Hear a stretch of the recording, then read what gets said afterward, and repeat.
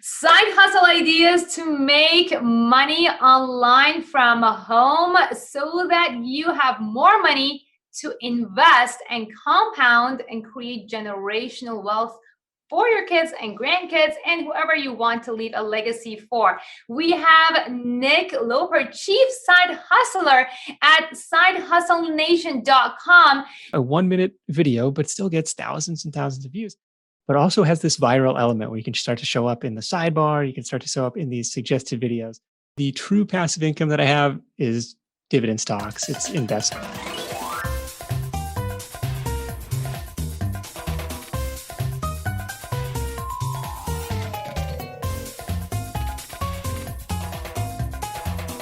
Nick, I'm super excited to have you here at the Invest Diva movement. Well, what's going on? Thanks for having me. Super excited. So, Nick, I know that you've at some point we were talking a little bit before.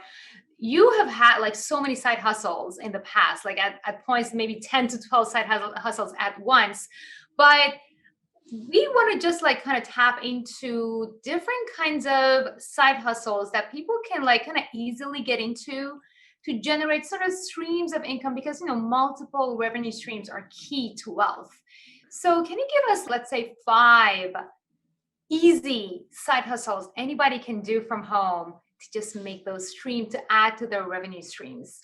All right, let's do this. So we got 5 to go through here. We're going to go no particular order, but one of the most common paths, in fact, the most common paths out of all the 400 plus side hustle show guests, is that they started with a service-based business. And it's not necessarily where they ended up, but that's how they started. And the beef against service, I don't want to trade time for money. I get it. But you have the advantage of having low overhead, and you can start with the skills you already have and the network you already have. Just got to go find what problem you can solve and what kind of client you can solve it for.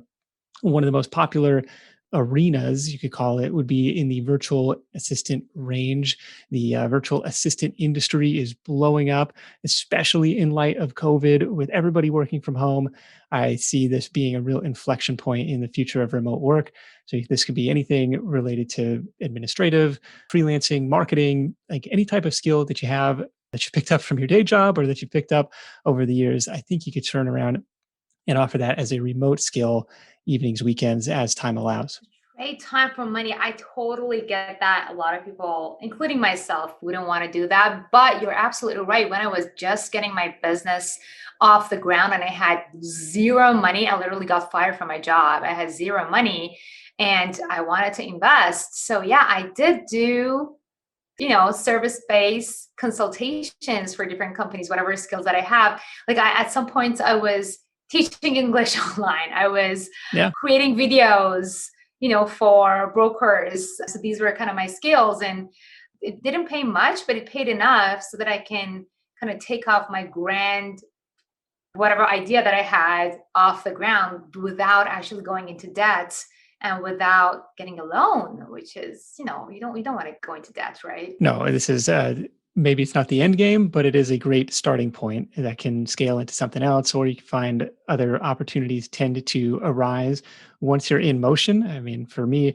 I started this whole thing kind of started on the back of painting houses over the course of summer. It's well, I'm glad I'm not painting houses today, but it was fun work, while I was in college, and it kind of transitioned into everything that has come since. So starting with the service-based business, I like all things remote freelancing right now. I think that is an industry poised for some real growth. Number 2 on my list is the affiliate marketing side hustle. We've had several guests on the Side Hustle show, including most recently Tammy Smith from a site called fithealthymama.com, which started just a little over a year ago. And she peaked, I want to say, at 20 grand in revenue, in affiliate revenue in Q4 during the holiday season. But for a 1-year-old site to be bringing in that kind of cash, and for the sake of reference, she's kind of doing product reviews and product comparisons in the fitness space. So Peloton versus Ergata was one of her posts. And she's just writing these in-depth product reviews and starting to rank in Google and starting to collect some affiliate commissions on those, which has the advantage of, you're putting in a ton of time and labor upfront that you're not getting paid for, but it is something that can scale down the road where, people can be visiting your site, clicking on your links, buying these products without you standing in front of the computer and hand guiding or hand answering somebody's email or doing remote admin work. Right. So affiliate marketing definitely is a keyword that comes to mind whenever anyone thinks about an online side hustle. But you talked about SEO, and that to me is pretty scary. Like, did your friend kind of get lucky, or like, do you have to have a social media following? Like, affiliate marketing, in my opinion, kind of can actually be an actual business because you have to do the marketing, you have to do the SEO. Like, what are some like platforms that people can use when it comes to affiliate marketing that can make it a little bit easier than an actual business? Yes. Well, the biggest platform is YouTube rather than learning the long game of SEO, the constantly changing game of SEO algorithms and all that stuff. I mean, in a broad sense, it's giving people answering people's questions. The longer form that question takes, the better a chance a new site has as it builds up authority and it builds up backlinks and all that jazz. But YouTube surprisingly kind of allows you to shortcut that in a way. YouTube doesn't necessarily care how many subscribers your channel has, doesn't necessarily care when your domain was established or when your username was established on YouTube. And it's similar. You can use a tool like TubeBuddy to kind of determine, okay, what's the sweet spot going to be of search volume, competitiveness, what I like talking about, what questions have I answered or solved in my own life. Some of the videos on my own channel are just me figuring something out and recording a screen share of like, okay, here's how to do like one of the most popular ones I had was like how to create a folder in Gmail or something. And it was, a 1 minute video, but still gets thousands and thousands of views. I'm just kind of surprised by that. If you can answer questions, you can do it on video, you don't even have to be on the camera. That's something that can rack up some views and some ad dollars over time. Just answer the questions, create actual value. So it's interesting that you said YouTube because there are so many different social media, like there's TikTok, there's Instagram, but YouTube is good because it's intent based. So people are actually looking for that question. And then you can create a video that answers that exact question on YouTube and then add your affiliate marketing link basically to the description area of that YouTube video. And one of the tools that you mentioned was TubeBuddy. Is that correct? Yes, free Chrome extension. Is that better than vidIQ? Because that's what I use actually. I haven't tested vidIQ. Some friends swear by it though. Super awesome. Thank you so much. So this was number That was number two 3, YouTube. on the list. All right. So what else do we have up your sleeve? Yeah, the YouTube was number 3 for me. And one advantage that YouTube has too is this like viral effect. Yes, question and answer engine, the second biggest search engine in the world, but also has this viral element where you can start to show up in the sidebar, you can start to show up in these suggested videos. So I like YouTube for content creators. Again, very slow burn, putting in this speculative effort up front where you're not getting paid, but hopefully something starts to spin in your favor. So that's number 3 for me. Number 4 is kind of a twist on those two, and that is the email newsletter. We're seeing a huge resurgence in email newsletters from companies like The Skim, from The Hustle, from Morning Brew, I mean, there's just tons of examples here. The model that I have in mind or that I like to consume as a reader is the curated model where it's like, okay, these are the best 3 articles I found on whatever niche it is, whatever topic it is. And I can send that out once a day, once a week, however often you want to do it. But it's a huge value to readers because you're cutting through the clutter. You become part of their daily or weekly habit. And over time, as the audience grows, you can monetize with affiliate products, with advertising, or now you've got people paying attention to you, you can build up your own products and services to help those people. So I'm kind of high on the email newsletter model. Even seeing some people going into the realm of paid newsletters with tools like Substack these days. That is awesome. So you basically like anything affiliate marketing related so the difference with having your own business is that instead of creating your own product, you're starting out creating value for your audience, whether it's through YouTube or it's on email marketing, by showcasing and comparing other products that can be useful for your target audience. Am I getting it right? So one example that comes to mind, so the Skim is like kind of a news digest type of email. Like they are not necessarily going out and doing the reporting, but they're sourcing that stuff. They're adding their own commentary. One that I like that just recently restarted up is called All Star Money. It's a product of Motley Fool in combination with Jay Money, who used to own Budgets Are Sexy. And It's like, here's the best 3 personal finance articles that we found today. Here's a motivational quote about money. Here's like some random trivia, but like it doesn't take a ton of time to put together. And if you're the person who is already kind of consuming this type of content, like you're neck deep in this niche anyways, I think it would be a valuable service for you to put together that and start to build up your own audience. Because, if you're into it, other people might be into it too, but maybe they don't want to read 20, 25, 30 blogs a day or watch all these videos. Like, hey, you can vouch for it. Say, hey, these are the 3 best things that I found today or found this week. Let me know what you think. Filtering definitely is of value because there is no lack of information out there. It's just lack of time. And then people who put the time and energy into finding the right information and putting it in front of the right people are the ones that can actually create a following. So far we've had, well, side hustles like service based, we've had affiliate marketing, then YouTube. So I kind of felt like affiliate marketing and YouTube, you could kind of kill 2 birds with 1 stone, having your YouTube like going on, and then as you go viral, then you can get paid by YouTube as well. So one side hustle turns into 2, which is kind of cool. And then we have newsletters. So what is the last one on your list? Number 5 on my list is print on demand, which is an exciting, print on demand is nothing new. Sites like Cafe Press have been around for, since the early days of the internet. But what is new is some powerful syndication, quality shirts, quality materials. Like I'm pretty sure this was a print on demand type of operation. How this works is you can do this through Merch by Amazon. You can do this through Redbubble. You can do this through Printify, I want to say, is the one that I've got hooked up to my And Etsy store.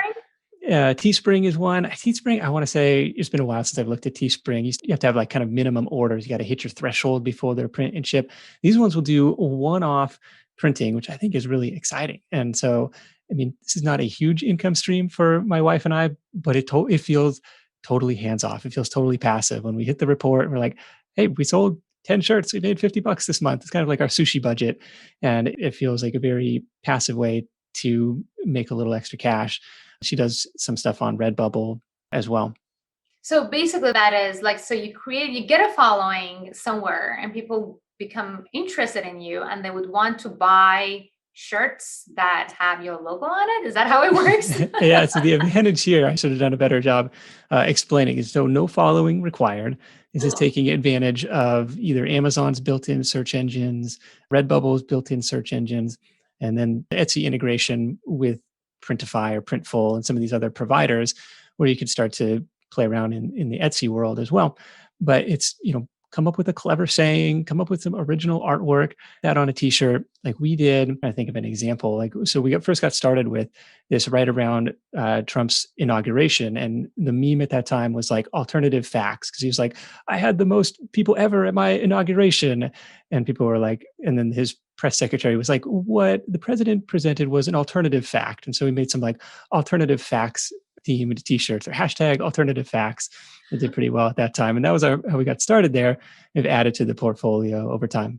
That is so cool. So yeah, in the political landscape now things are a little bit boring, but now we have things like GameStop and like, I don't know, AMC. So there are a lot of memes. There's no shortage of memes really going on. And you're just saying you can literally just put a meme on a shirt and make money. Yeah, we had somebody, I feel like my friend ordered one of these. He was like, Bitcoin accepted here or something. It was like, okay, I don't know if Bitcoin is trademarked or like if you have any sort of like legal issues with doing something like that, or you could do BTC. Like, I think that would be kind of clever. It's serving a super niche audience of fans who would get it, who would be kind of in on the inside joke.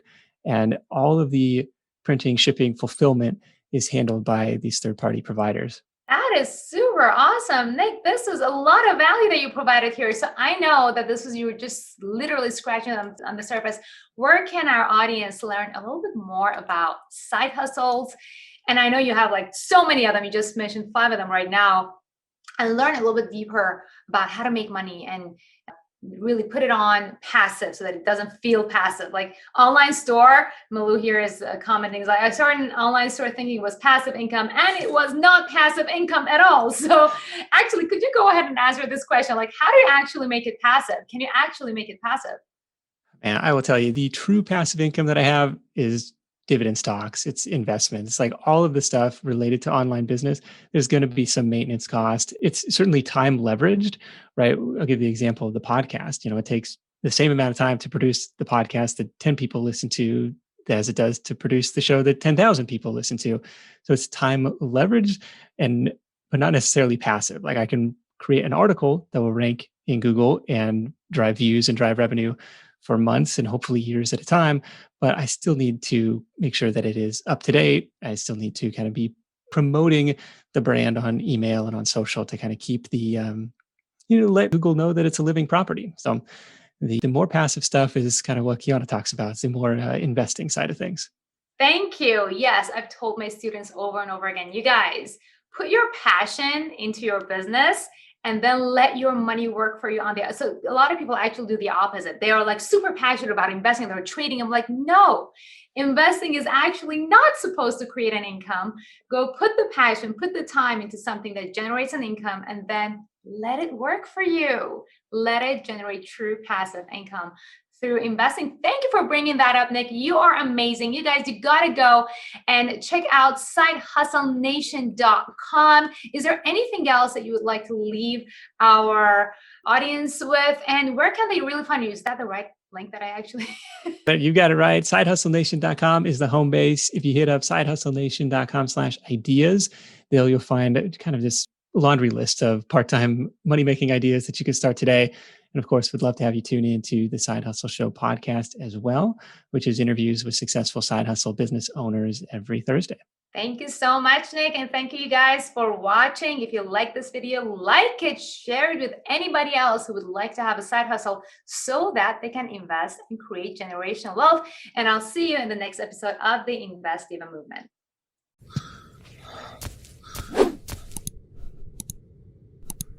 Da, da, da.